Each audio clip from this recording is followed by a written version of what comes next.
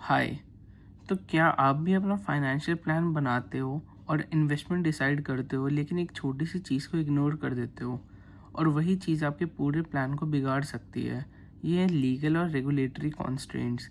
आज हम समझेंगे कि ये क्या होते हैं और इनका आपकी फाइनेंशियल लाइफ पे क्या असर पड़ता है। Part one, legal constraints. सबसे पहले बात करेंगे लीगल कॉन्स्ट्रेंट्स की। ये होते हैं गवर्नमेंट या गवर्नमेंट एजेंसीज के बनाए हुए कानून जो हमें रिस्ट्रिक्ट करते हैं एसेट खरीदने और बेचने में। एग्जाम्पल लेते हैं लैंड एक्विजिशन बिल। इस बिल के बाद सरकार के पास पावर आ गई कि वो लैंड एक्वायर कर सकते हैं डेवलपमेंट प्रोजेक्ट्स के लिए। मतलब अगर आप अपना ज़मीन बेचना भी नहीं चाहते हो तो भी आपको सरकार को देना पड़ेगा। तो आप देख सकते हैं एक लॉ ने कैसे लोगों के फाइनेंशियल डिसीजंस को फोर्सफुली बदल दिया। ये ऐसे और भी लॉज हो सकते हैं, खाली लैंड एक्विजिशन बिल का एग्जाम्पल था, ऐसे बहुत सारे और भी हैं। अगला पार्ट है रेगुलेटरी कॉन्स्ट्रेंट्स। ये डायरेक्टली गवर्नमेंट की लॉज नहीं होते बल्कि रेगुलेटरी बॉडीज़ के बनाए रूल्स होते हैं जो फाइनेंशियल सिस्टम को रेगुलेट करते हैं।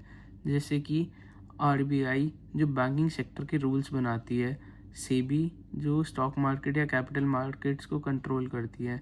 इनका मेन काम होता है कि मार्केट फेयर और ट्रांसपेरेंट रहे और आम इन्वेस्टर्स प्रोटेक्ट रहें।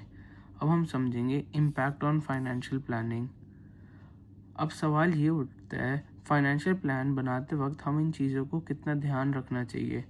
देखिए, आम तौर पे जो जनरल मार्केट लॉज होते हैं उनका ध्यान फाइनेंशियल कंपनीज खुद रखती हैं, जैसे banks, mutual funds companies, insurance companies.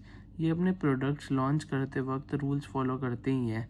लेकिन अगर कोई रूल या रेगुलेशन स्पेसिफिकली आपके ऊपर अप्लाई होता है या आप उसके जैसे एक छोटे ग्रुप पे, तो उसे इग्नोर नहीं किया जा सकता। इसलिए अपने फाइनेंशियल कैनवस में इनको ऐड करना ज़रूरी होता है।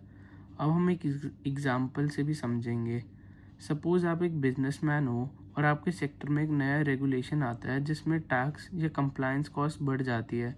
तो उस रेगुलेशन का सीधा इम्पैक्ट आपके प्रॉफिट्स और कैश फ्लो पे आएगा। या फिर मान लो आरबीआई ने कुछ नया रूल निकाल दिया जो डायरेक्टली आपके लोन रीपेमेंट स्ट्रक्चर को इफ़ेक्ट करता है, तो फिर आपके फाइनेंशियल प्लान को रिवाइज करना पड़ेगा। तो कंक्लूजन ये निकलता है कि एक बात तो क्लियर हो गई कि फाइनेंशियल प्लानिंग सिर्फ गोल सेट करने और इन्वेस्टमेंट चूज़ करने तक लिमिटेड नहीं होती। लीगल और रेगुलेटरी इन्वायरमेंट को समझना भी उतना ही इम्पॉर्टेंट है। अगर आप अपना फाइनेंशियल प्लान बनाते वक्त इन चीज़ों को इग्नोर करते हो तो फ्यूचर में बड़े सरप्राइजेज मिल सकते हैं।